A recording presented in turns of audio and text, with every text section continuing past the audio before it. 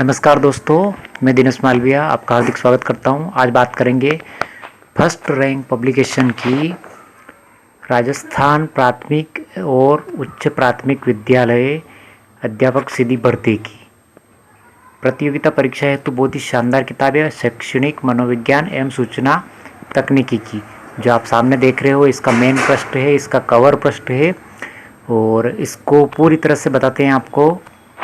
ये आप देखिए, टू द पॉइंट इस किताब के अंदर दे रखा है। मैटर यानी पूरी तरह से टू द पॉइंट दे रखा है। और टू द पॉइंट के अंदर तृतीय श्रेणी अध्यापक के विगत परीक्षा के 5 हल प्रश्न पत्र भी दे रखे हैं।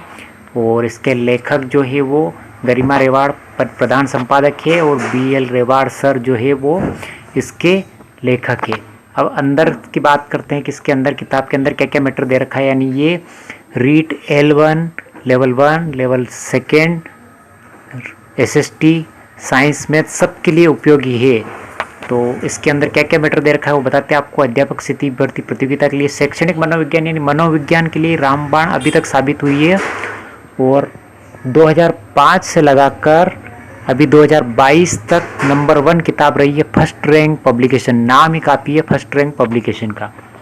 ये इसका अंदर का पेज है और इसकी 320 रुपये दे रखे हैं प्रिंट रेट और इसके आधी रेट में आपको बाज़ार में उपलब्ध हो जाएगी ये। अब इसकी विशेष सूची की बात करते हैं। विशेष सूची के अंदर क्या क्या दे रखा है, टॉपिक वगैरह, तो उस टॉपिक की बात करते हैं अपन। टॉपिक के अंदर सबसे पहला जो टॉपिक दे रखा है वो दे रखा है प्रसिद्ध मनोवैज्ञानिक दे रखा है मनोविज्ञान के संप्रदाय एवं शिक्षा में उनका योगदान, बाल विकास की अध्ययन विधियाँ, बाल विकास के सिद्धांत, अधिगम के सिद्धांत, व्यक्तित्व के सिद्धांत, व्यक्तित्व मापन की विधियाँ, ये सारे टॉपिक दे रखे हैं। मतलब जो सिलेबस है, सिलेबस के अनुसार पूरी तरह से परिपूर्ण किताबें। व्यक्तित्व मापन की विधियाँ, मनोविज्ञान के विभिन्न शब्द तथा उनकी उत्पत्ति, विभिन्न वैज्ञानिकों के पूरे नाम दे रखे हैं।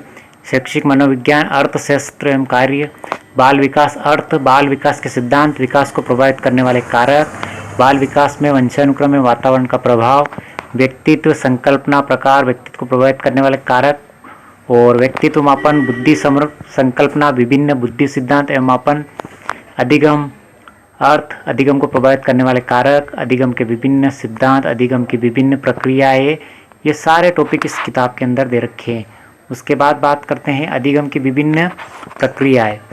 और पूरी तरह से एक तरह से यूँ बात करें तो पूरी तरह से सिलेबस पे आधारित है ये अधिगम की विभिन्न प्रक्रियाएं। विविध अधिगमकर्ता के प्रकार, पिछड़े, विमंदित, प्रतिभाशाली, सृजनशील और विशेष आवश्यकता वाले विद्यार्थी इत्यादि, अधिगम में आने वाली कठिनाइयाँ, अभिप्रेरणा एवं अधिगम में इसका प्रभाव, समायोजन की संकल्पना, तरीके एवं समायोजन में अध्यापक की भूमिका और महत्वपूर्ण पुस्तकें उनका लेखक, ये सारे टॉपिक जो सिलेबस को कवर कर रहे हैं 203 पृष्ठ के आसपास है जो आपका पूरा सिलेबस कवर कर रही है किताब। अब इसमें इसके अलावा और आगे की बात करते हैं तो और भी टॉपिक दे रखे हैं।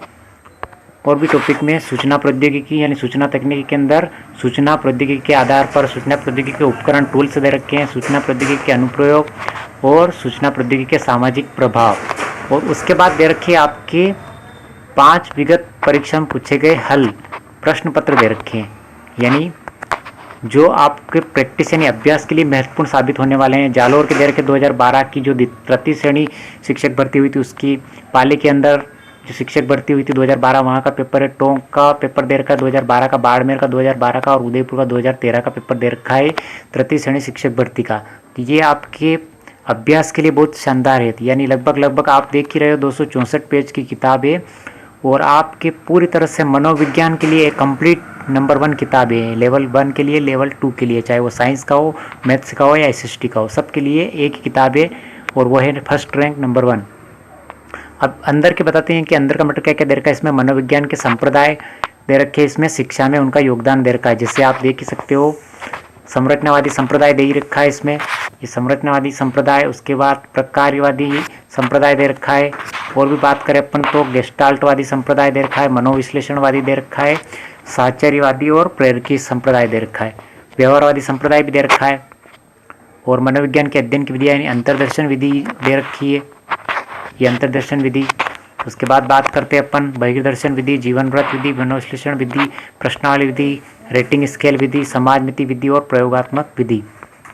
और बाल विकास के सिद्धांत दे रखे हैं, यानी सिगमंड फ्राइड के जो सिद्धांत है, एरिक्सन के सिद्धांत है, जीन पियाजे के सिद्धांत है और बायोगत्स के सिद्धांत है, एल्बर्ट बांडुरा के सिद्धांत है। ये सारे सिद्धांत इसमें दे रखे हैं, नोम चॉम्स्की, कोहलबर्ग, यानी कुल मिला के आपके पूरे सिलेबस पे आधारित है। शिक्षा मनोविज्ञान, यानी शिक्षा मनोविज्ञान का अर्थ सारी चीज़ें दे रखी है। शिक्षा यानी शिक्षा धातु कहाँ से निकली, कौन सी भाषा से, वो सब चीज़ें दे रखी है। विभिन्न विद्वानों के जो कोटेशन है वो सारे दे रखे हैं इसके अंदर, यानी परिभाषा के रूप में। और ये विभिन्न प्रकार से बौद्धिक सिद्धांत विकास समझा रखा है। और शैक्षणिक मनोविज्ञान की तारीखें बोलती है, यानी शैक्षणिक मनोविज्ञान की उत्पत्ति कब, कहाँ, कैसे हुई, उसके बारे में पूरी तरह व्यवस्थित समझा रखा है। बाल विकास का अर्थ, बाल विकास के सिद्धांत है, विकास को प्रभावित करने वाले कारक, ये सारे दे रखे इसके अंदर। व्यक्तित्व के अंदर संकल्पना प्रकार, व्यक्तित्व को प्रभावित करने वाले कारक और व्यक्तित्व मापन की सारी चीज़ें दे रखी है, ये परिभाषा सहित दे रखी है।